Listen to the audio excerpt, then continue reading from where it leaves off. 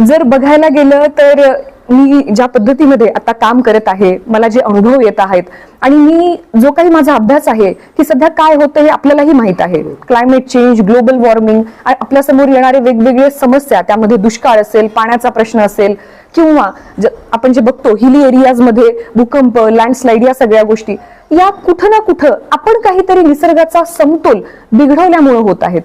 आणि या ठिकाणी जर काही आपली खरंच मदत करणार असेल तर ती गोष्ट आहे निसर्ग.